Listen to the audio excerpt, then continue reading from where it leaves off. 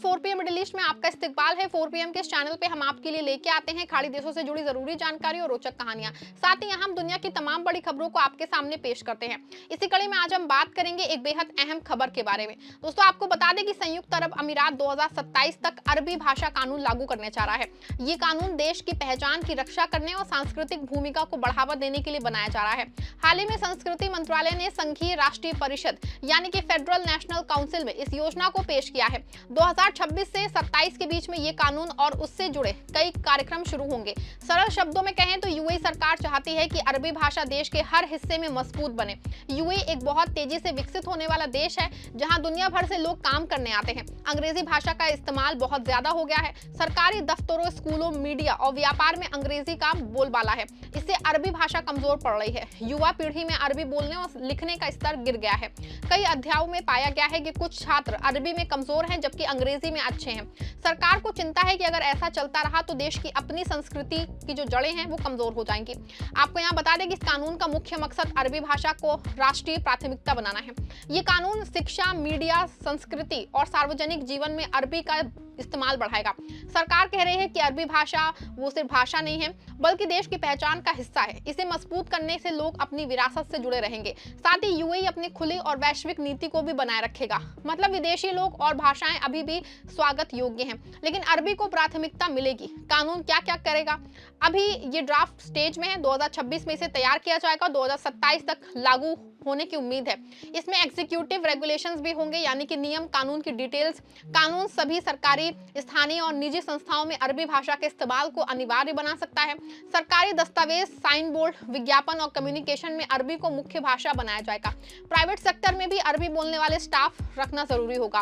शिक्षा क्षेत्र में बड़े बदलाव आने वाले हैं। पहले से ही प्राइवेट स्कूलों के किंडरगार्टन में अरबी पढ़ाना अनिवार्य कर दिया गया है। 2025 से 26 से रोज 40 मिनट अरबी क्लास चलेगी, जो बाद में 60 मिनट तक बढ़ जाएगी। कानून के बाद जो है सभी स्कूलों में अरबी को पहली भाषा के रूप में मजबूत किया जाएगा। सरकारी स्कूलों में तो अरबी मुख्य रहेगी, प्राइवेट स्कूलों में भी अरबी पढ़ाई जाएगी। इसका फायदा ये होगा कि बच्चे छोटी उम्र से अपनी मातृभाषा में मजबूत बनेंगे। मीडिया और संस्कृति में भी अरबी को बढ़ावा मिलेगा। टीवी, रेडियो, सोशल मीडिया और फिल्मों में अरबी कंटेंट बढ़ेगा। समाचार पत्र और वेबसाइट पे अरबी संस्करण को प्राथमिकता दी जाएगी। संस्कृति केंद्रों को मजबूत किया जाएगा। किताबें पढ़ने की आदत को बढ़ावा देने के लिए कार्यक्रम चलाए जाएंगे। परिवारों को भी शामिल किया जाएगा ताकि घर पे बच्चे अरबी में बात करें। ये कानून सिर्फ कानूनी नियम नहीं लाएगा, इसके साथ नेशनल इंडिकेटर्स भी बनाए जाएंगे, यानी कि अरबी भाषा का इस्तेमाल कितना बढ़ रहा है इसका मापदंड तय होगा। सरकार हर साल चेक करेगी कि प्रोग्रेस जो है वो कितनी हो रही है। अगर कहीं कमी दिखी तो सुधार के उपाय किए जाएंगे। यूएई की आबादी में स्थानीय अमीराती नागरिक कम है, ज्यादातर आबादी विदेशी कामगारों की है।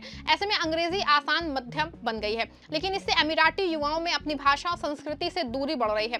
कई युवा अरबी को सिर्फ स्कूल का विषय मानते हैं, रोजमर्रा की जिंदगी में कम इस्तेमाल करते हैं। सरकार इसे बदलना चाहती है, अरबी को गर्व का विषय बनाना चाहती है। पिछले सालों में भी यूएई से अरबी को मजबूत करने के कई कदम उठाए गए हैं, जैसे बिल अराबी जैसी पहल, अरबी भाषा चार्टर और my language project. Sheikh Mohammed bin Rashid Al Maktoum ने भी अरबी को विज्ञान और ज्ञान की भाषा के बनाने पर जोर दिया है। अब नया कानून इन सब प्रयासों को एक कानूनी रूप देगा। ये कानून प्राइवेट सेक्टर पे भी असर डालेगा।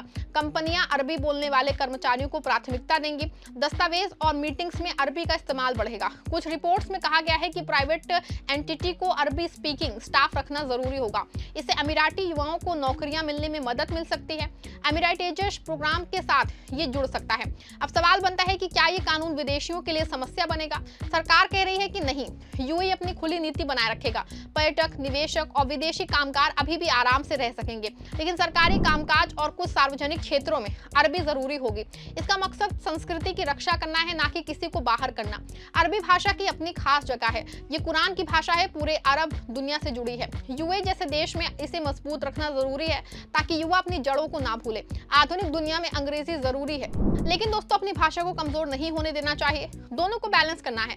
ये कानून यूएई की सेंचुरी विजन से भी जुड़ा है। 2071 तक यूएई को दुनिया का सबसे बेहतर देश बनाने का सपना है। इसमें संस्कृति मजबूत भी शामिल है। अरबी भाषा को एआई, टेक्नोलॉजी और विज्ञान में भी आगे बढ़ाने की कोशिश हो रही है। फेल्कॉन अरबिक जैसे एआई मॉडल इसी दिशा में कदम है। लोक की लोक प्रक्रिया जो है वो क्या है? अमीराती छात्रों से कुछ कहते हैं कि अरबी हमारी संस्कृति का हिस्सा है, इसे बचाना जरूरी है। कुछ युवा मानते हैं कि अरबी अब अब सिर्फ स्कूल का विषय रह गई है। कानून से उन्हें उम्मीद है कि भाषा रोजमर्रा की जिंदगी में वापस आएगी। विदेशी निवासियों में कुछ चिंता है कि वो कामकाज मुश्किल ना हो जाए, लेकिन ज्यादातर समझ रहे हैं कि ये पहचान की रक्षा के लिए है।